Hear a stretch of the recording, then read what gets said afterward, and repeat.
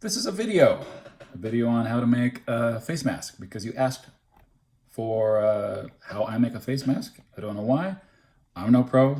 I'm no pro at making face masks. I'm no pro at videos. Essentially, this is my first video.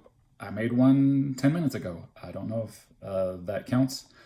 Maybe this is my second video. So I'll be so much better now that I've had one video under my belt. Again, I'm no pro at videos or sewing machines or any of that, so you're going to see me make some weird choices on how to pin things, how to use a Singer or sewing machine, and you're going to say, I could do that better, and you will. And you don't need to tell me that I am a first-timer, because I know that. So somewhere else on this page, you'll see the link to the newspaper article. I think it was the New York Times article where they showed you how to make face masks. That was for the square one that was in the other video, actually. I think this one may have been in another, I don't know if it was on CNN or it was on some other website where they're showing you how to make this one. So the one that was on the newspaper, that was this one. I showed you that in another video. You can probably find that link below. This is the more curvy one. This is going to be the one that goes down around your chin and up over your nose, and has little elastic straps that goes over your ears. You could do it with tie straps. I'm going to show you how to do it with elastic straps. So you're going to want to get this template from the link. You're going to print it out. You're going to cut it out. You're going to make this. There's two of them. There's actually cheek and other parts that you can add to it that allow you to put a pouch where you can put a HEPA filter in, you can put in a handkerchief, you can put in paper towels, a coffee filter, whatever. People are putting all kinds of things inside there. That one involves a pouch. If you click on the link, you're going to see the one that has the pouch. I'm doing everything except for the pouch. So I'm just doing face one, face two, and then another face one and another face two for the interior. I'm making it very simple. I'm not adding that extra pouch layer. Make it this way first, then do it that way. That one might be better if you're going to be putting in filters. That's fantastic.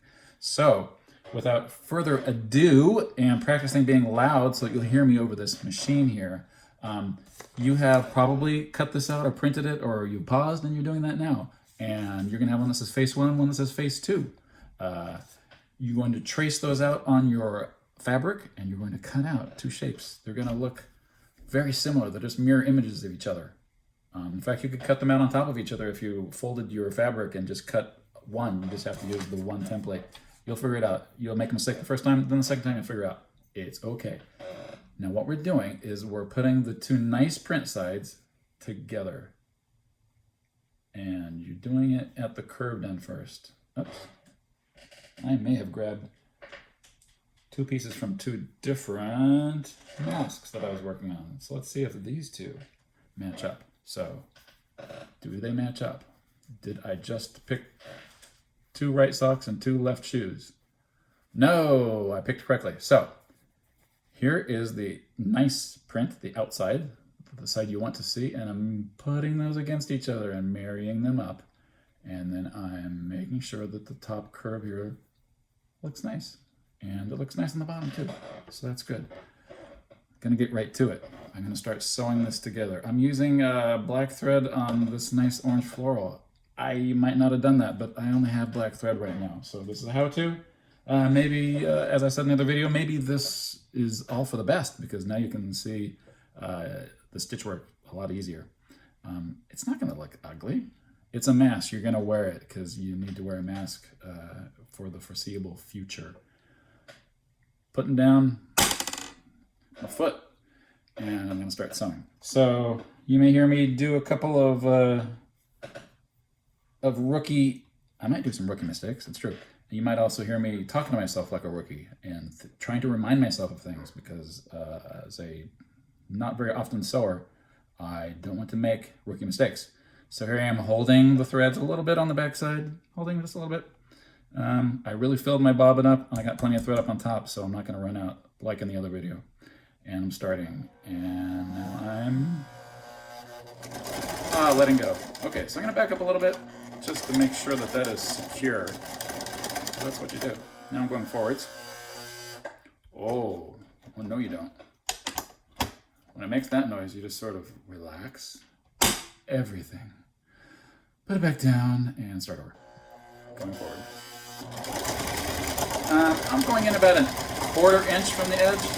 I wish I could do 1/8 of an inch, but it never goes well when you do 1/8 of an inch. It would make a slightly larger mask, which would be nice. And now we have to reverse all the way across. I've learned that it's safer if you're going to reverse for more than 1/2 inch. You know, if I'd taken lessons, I would have been taught that. But instead, I learned it the hard way. It's safer to reverse your fabric and go forwards, but in the other direction. This doesn't have to be a perfect... Notching up a little. Tension might be off. I'm not using 2 different types of thread, so it can't be that. Ah, there we go. Just a momentary glitch in the matrix. Okay, so now I've completed this. I'm going to show it to you. Release that clutch. Make sure that that foot is up. Huh, well, I may have made a mess in there, but that's okay. I'm going to... Haha, don't look too closely at this.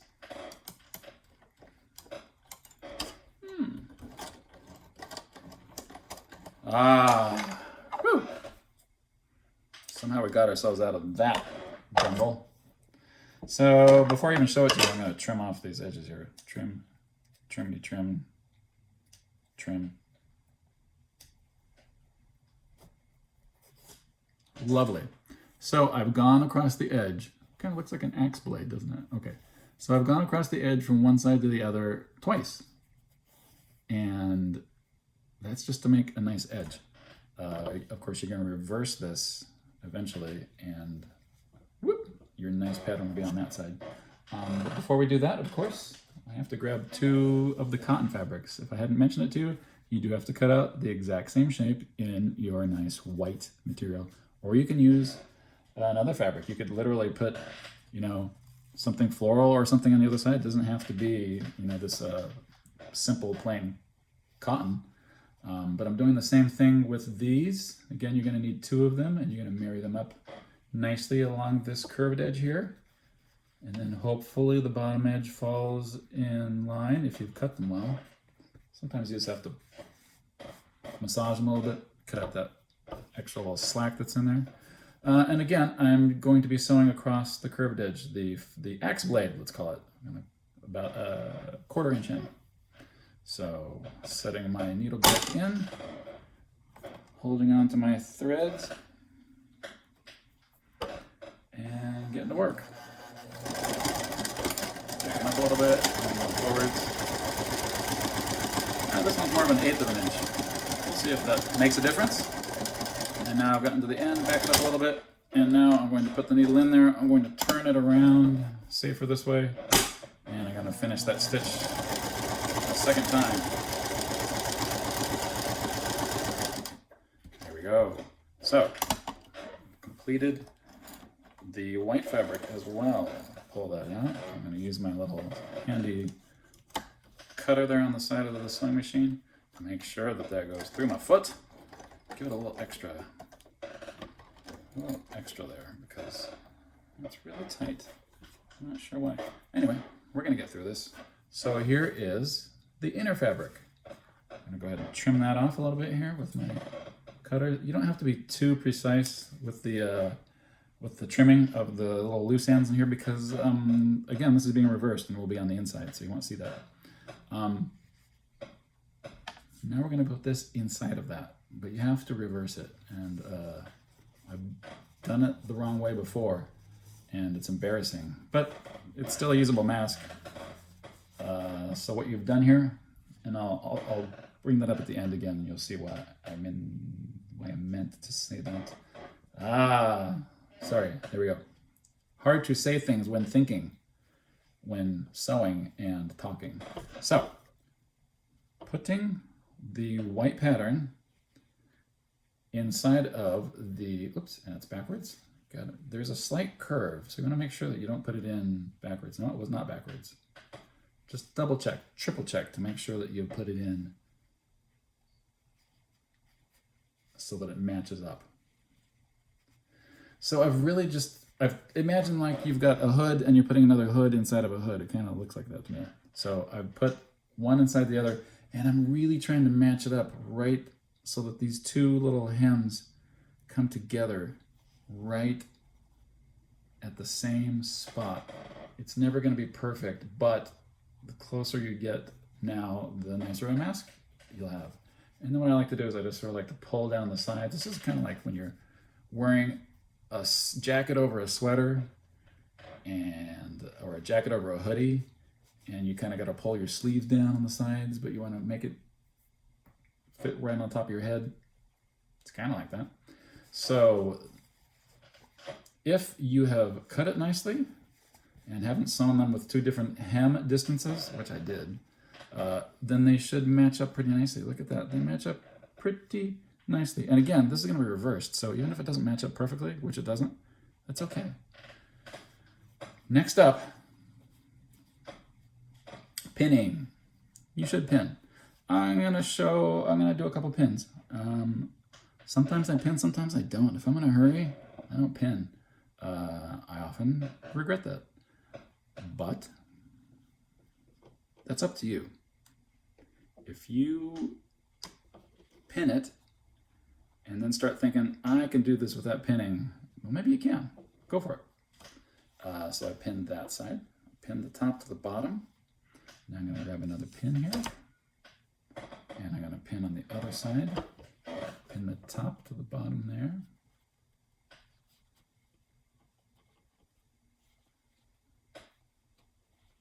Wow, that hem was really close. I don't know. Is that really a hem? I'm just throwing terms out here. Again, see? What do I know? But it feels good to call it a hem because you know what I'm talking about. No comments, please. Should I pin the corners? Yeah. So I've sort of like stretched the fabric, not stretched the fabric, but I've removed the extra material, rubbed it with my fingernails a little bit, and now I'm going in with a pin to pin the corners. Now these corners will not match up perfectly, and that's okay. There may be a little misalignment of the fabric on the corners, but if you've started at the middle and you've smoothed it out to the edges, that's the important part. Grabbing another pin to do this corner. In, out, in, pin. If you have your wits about you, you can do it without pins. If you don't think you have your wits about you, here's your pen.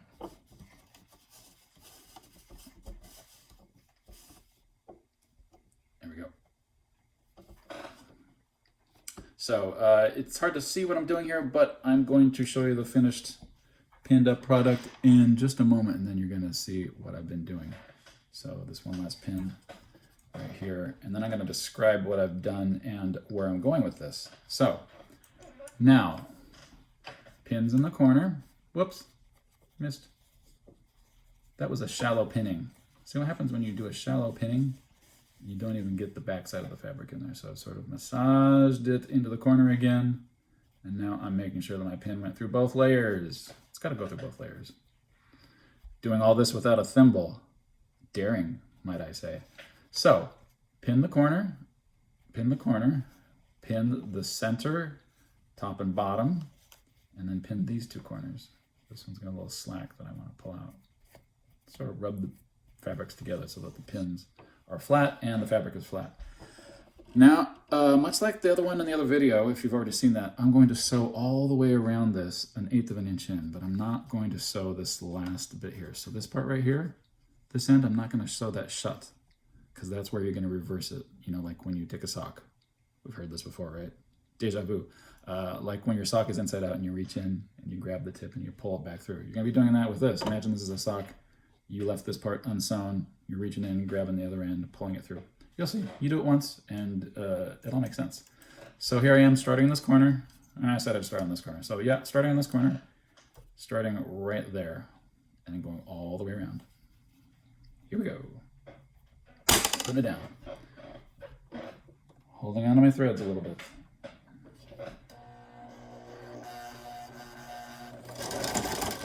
Backing up. Forwards.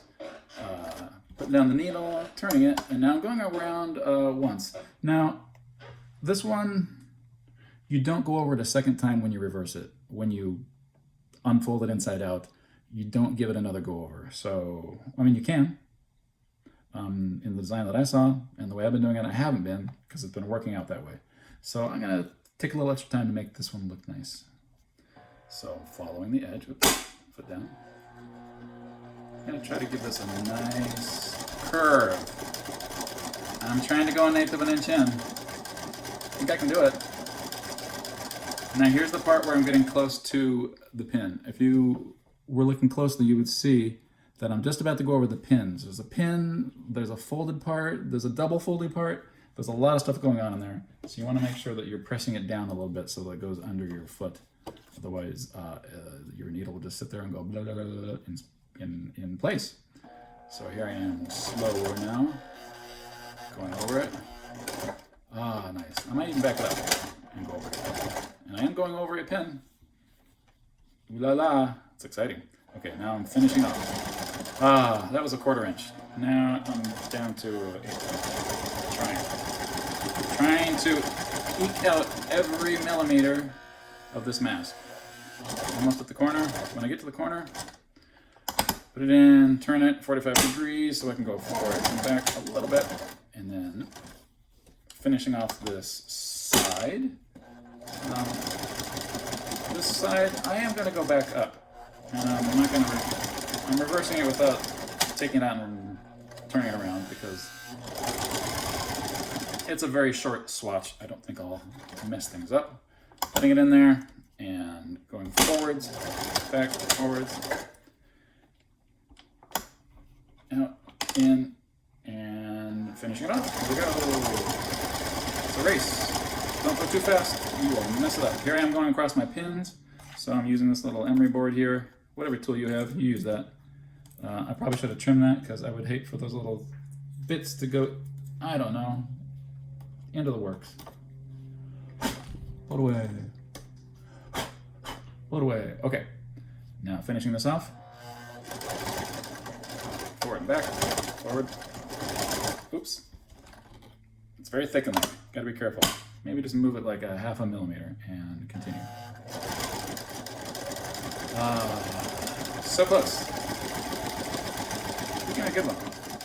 And I'm at the corner, and I'm backing it up and forward. And releasing it, and pulling it out.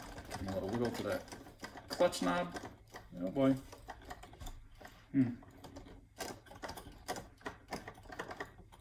It's, yeah, that bobbin's giving me some trouble down there. Not sure why. You know, you're just gonna ignore this part, right? This is the part where I just sort of get lucky. No. So it's going in. Dun, dun, dun. What do we see? Do you see anything wrong in there? Oh, no, no, no. All right, come on, you. Oh, I lost it. Well, that's okay. This is a good opportunity for me to check in on my bobbin, see what's going on down there. So I'm cutting off this extra thread here. Zoop, zoop-a-doop. And I am gonna show you where we're at. And because you wanna see the fruit of our labors before I dig into the inner workings of this machine and figure out what I did wrong. I'm sure it's a minor setback. So cut that, cut that, cut that, and snip this one. Just a light trimming. And since we're having fun, I'm gonna go ahead and show you the reversing. So here we go into the sock. Reaching in. So what I usually do is I go in with the finger and I go to the other end and I use that to poke and to pull. And hey, this would be a lot less painful if I took out the pins, huh?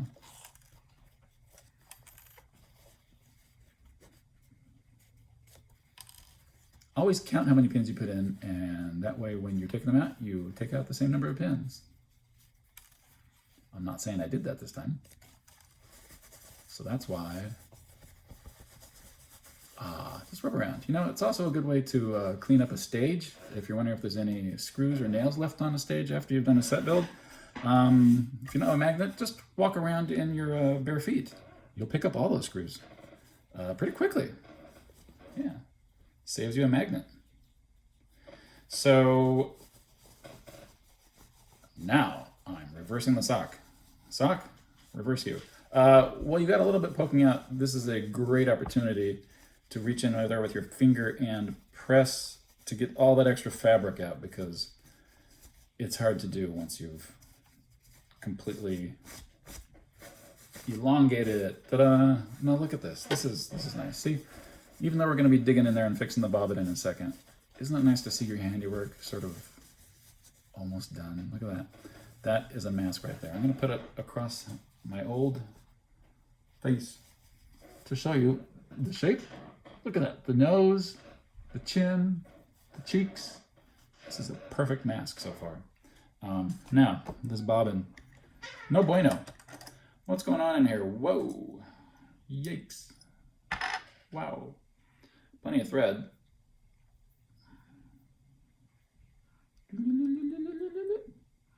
I am not going to mess around with it so much. I'm going to use the actual cutter. Haha. You thought I was going to use my teeth. Putting it back in there. There we go.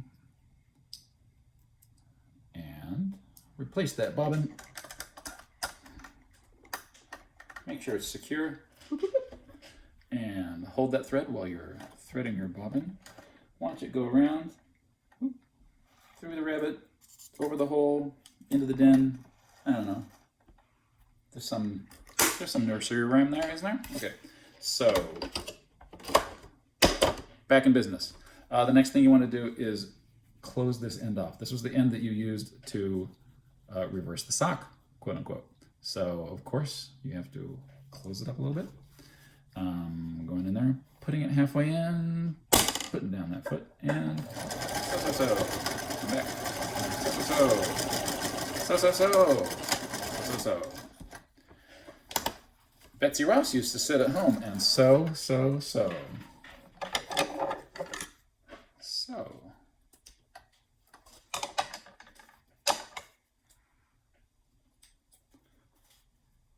Trim that a little bit. We are so close to being done with this one.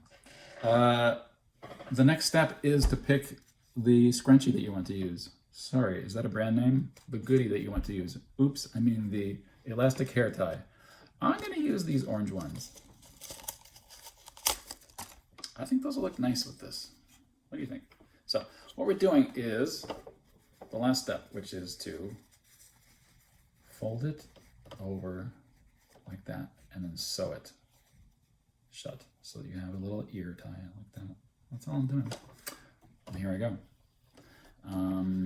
This is probably the hardest thing you have to do. It's very thick. You got this elastic going on here. There's very little room to work in, and it is absolutely going to bunch up. Plus, you're fighting with the fact that you want to get the most fabric you can out of this. So you're pushing it right to the edge. You're hemming it so close. You're stitching it right there with like maybe 1/8 of an inch, and that's never good. And that's just so you get an extra little ½ inch out of your material. But let's take a chance. Okay, so I'm holding that elastic band out a little bit so I can get it started here. I should probably hold my thread top and bottom just a little. I don't want to lose it in there and have to do more videos on how to load a bobbin. And it's not going forward. It will. It will. Yes. I found that this stuff, sometimes you do have to coax it a little bit. It's not a good idea. I've broken some needles doing this. And of course you can't reverse because you need 2 hands to do the dirty work. So you have to turn it around. Again, sorry that there's no close-up video of this, but I think what you're going to find is that when you do it yourself, you're noticing all the things that I've been describing for the last minute. And back down, and so. You gotta pull it a little bit. Not much, because it's going to break your needle. Yeah, it is fighting me. So basically what you are doing, let's go back out, and let's lift that up a little bit, and let's see where we are, and let's go back down, and finish that up. Hey, that's a spicy meatball. There we go, we got one done. It's not beautiful, but it's done. I'll cut that. I'm going to trim that in a second closer. But for now, I move on to the next tie, just so I can get to that part of the video where I show you the final product. Again, all I'm doing is putting the hair tie in there, folding the end back over it, folding it towards the white side because you want to kind of hide that hair tie, and then sewing along this edge. Now it's already got some sewing there. That's because this is where we shut the sock up. So that is why you already see some thread there. So now I'm going in. I'm going to try to do this cleanly. Tamp that down. Back it up a little. Probably turn it around. Definitely turn it around. Wiggle this foot a little bit. I know it's fighting me because it's so thick in there. And again, it's just elegant to use these hair ties. It's not the easiest thing to use these hair ties at all. It's a mess. See, and it's already starting to fight me. And that is because there's so much material going on in here. It is not a pristine working environment. That is a needle getting ready to break. Yep. So rather than break a needle, I'm going to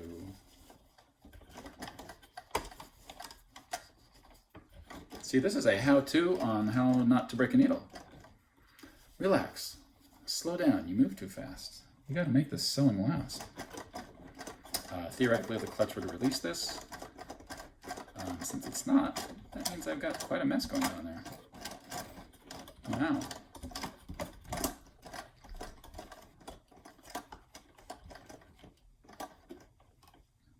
So, what I would need to do is just start over, more or less. So I've removed it from there. There's probably a mess down there. Oh, no. Here we go. I did it. So really, all I've lost is my upper thread, and I'm going to pull that out right now. I'm just going to thread this real quick so that I can finish it off and show you a semi-decent mask.